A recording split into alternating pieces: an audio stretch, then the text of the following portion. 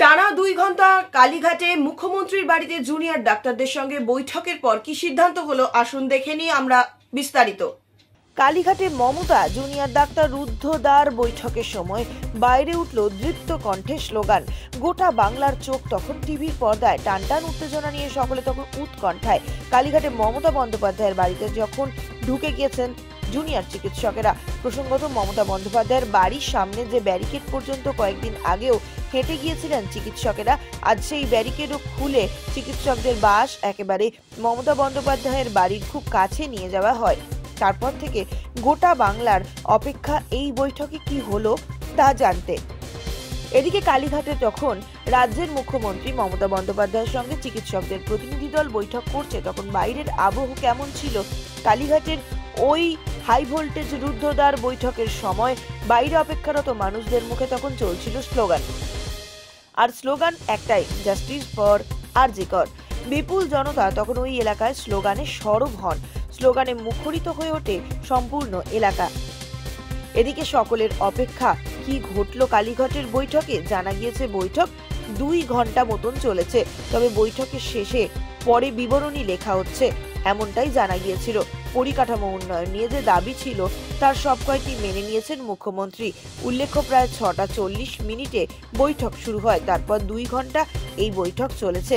পরে আমরা জানতে পারি স্বাস্থ্য ভবনে ডিএমই এবং ডিএইচএস এর বিকল্পের কথা হয়তোবা ভাবা হতে পারে এবং হাসপাতালগুলিতে চিকিৎসকদের সুরক্ষার জন্য কমিটি গঠন করাও হতে পারে। তবে আভ্যন্তরীণ সিন্ডিকেট থেকে কিভাবে চিকিৎসক এবং জুনিয়র ডাক্তারদের বাঁচা সম্ভব সে ব্যাপারে তারা এখনো পর্যন্ত কোনো রকম আশ্বাস পাননি। আজকে যে বৈঠকের জন্য যাওয়ার কথা ছিল, প্রথম থেকেই আমরা বলেছিলাম যে দ্বিপাক্ষিক একটা মিনিটস নিয়ে একটা আলোচনা হবে। আমরা গিয়েছিলাম সেখানে, আজকে দীর্ঘক্ষণ একটা আলোচনা হয় এবং সত্যি কথা বলতে কিছু অংশে আমাদের যে বিশাল আন্দোলন, আমাদের যে জুনিয়র ডাক্তারদের আন্দোলন এবং তার পেছনে মানুষের সমর্থন, সেটা আমরা মুখ্যমন্ত্রীর কাছে পৌঁছাতে পেরেছি এবং সেই জায়গায় দাঁড়িয়ে তিনি প্রাথমিকভাবে কলকাতা পুলিশ কমিশনার বিনীত গোয়েলকে সরিয়ে দেওয়ার একটা আশ্বাস তিনি দিয়েছেন এবং স্বাস্থ্য ভবনের ক্ষেত্রে যে দাবিগুলো আমরা রেখেছিলাম, ডিএমই এবং ডিএইচএস, তাদেরও একটা সরিয়ে দেওয়ার একটা আশ্বাস আমরা পেয়েছি। কিন্তু এই যে প্রত্যক্ষ এবং পরোক্ষ তথ্য প্রমাণ লোপাট এবং দুর্নীতি হোক এবং এই থ্রেট হোক, সিন্ডিকেট হোক, তার যাদের একটা প্রশ্রয় হয়েছে সেই প্রিন্সিপাল হেলথ সেক্রেটারি, সে বিষয়ে কোনো সিদ্ধান্ত তিনি নিতে পারেননি। এছাড়াও আমাদের সেফটি সিকিউরিটি বিষয়ে তিনি কেবল একটা টাস্ক ফোর্স গঠন করবেন এরকম একটা কথা বলেছেন, কিন্তু আমরা স্পষ্টতই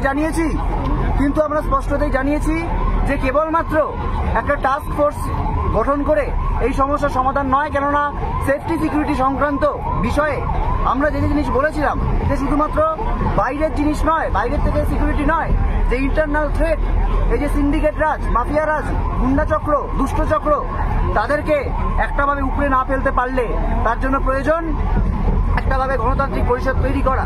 সেই বিষয়ে একটা আলোচনা পথ ওপেন হয়েছে, কিন্তু সেই নিয়ে কোনো কথা কিন্তু খুব বেশি দূর এগোয়নি। আমরা ফার্দার ডিসকাশনে পরে বুঝতে পারি এরকম একটা কথা হয়েছে। আমরা পথ খোলা রেখে এসেছি, আমরা পথ বন্ধ করতে চাইনি। আমরা যেহেতু সদিচ্ছার একটা ব্যাপার চলছে, আমরা পথ খোলা রেখেছি এবং একথাও মনে করি যে চাই যে যেটুকু আংশিক দাবি আমরা পূরণ করে আনতে পেরেছি সেটা আজকে এই আন্দোলনের একটা বড় জয়। কিন্তু একথা মনে রাখতে হবে যে এইটুকুর জন্য আমাদের 38 দিন ধরে পথে থাকতে হয়েছে। আজকে আমরা স্বাস্থ্য ভবন সাফাই অভিযানে যে গিয়েছিলাম সেটাও আমরা সম্পূর্ণ করতে পারিনি। আজকে এই অবস্থায় গিয়ে আমরা ধর্ণা মঞ্চে ফিরে যাচ্ছি, বিক্ষোভ মঞ্চে ফিরে যাচ্ছি। সেখানে গিয়ে সমস্ত কলেজের যে জুনিয়র ডাক্তার, যারা আন্দোলনরত জুনিয়র ডাক্তার এবং যারা সাধারণ মানুষ আমাদের পাশে রয়েছেন, তাদের সাথে একটা আলোচনা করে তারপর আমরা, এবং অবশ্যই আমাদের নজর থাকবে আগামীকালে সুপ্রিম কোর্টের শুনানির ওপর, এবং অবশ্যই যে কিছু আলোচনা হয়েছে সেই আলোচনা যতক্ষণ না বাস্তবায়িত হচ্ছে সেই বাস্তবায়নের ওপরেও আমাদের নজর থাকবে যে কতক্ষণে, কতদিনে এই বিষয়টির একটা বাস্তবায়ন হয়, সেদিকেও আমরা তাকিয়ে রয়েছি। যে কোনো খবরের জন্য যোগাযোগ করুন 7099017330 এবং 7099017110 নম্বরে।